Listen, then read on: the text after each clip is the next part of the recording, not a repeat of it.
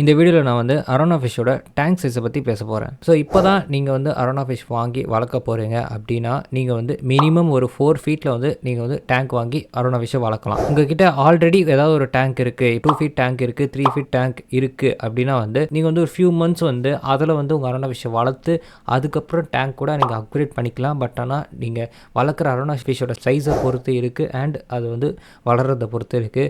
Maximum வந்து arowana வந்து சீக்கிரமாகவே வளர்ந்துடும். அதனால் வந்து நீங்கள் சீக்கிரமாக டேங்க் சேஞ்ச் பண்ணுற மாதிரி இருக்கும். ஆல்ரெடி உங்ககிட்ட இந்த மாதிரி ஒரு 2 ஃபீட் டேங்க் 3 ஃபீட் டேங்க் இருந்தால் மட்டும் நீங்கள் வந்து அதில் வந்து அரோனா ஃபிஷ் வளர்த்து அப்கிரேட் பண்ணுறது ரொம்பவே நல்லது. இல்லை ஃப்ரெஷ்ஷாக வந்து ஒரு 2 ஃபீட் டேங்க் 3 ஃபீட் டேங்க் வாங்கிக்கிங்கன்னா அதை வந்து அவாய்ட் பண்ணிக்கணும். ஏன்னா வந்து அரோனா ஃபிஷ் சீக்கிரமாக வளர்கிறதுனால டேங்க் வந்து ரொம்பவே சீக்கிரமாக அப்கிரேட் பண்ணுற மாதிரி இருக்கும். புது டேங்க்கை அப்கிரேட் பண்ணுறது நிறைய பேர் விரும்ப மாட்டீங்க. ஸோ அதனால் வந்து புதுசாக நீங்கள் டேங்க் வாங்கினாலே 4 ஃபீட்லேருந்து 6 ஃபீட் வாங்குறது ரொம்பவே பெட்ரு. அதுதான் வந்து அரோனாவுக்கு வந்து சூட் ஆகும். நீங்கள் சின்ன டேங்க்கில் வச்சு அரோனா வளர்க்குறது ரெக்கமெண்டட் கிடையாது.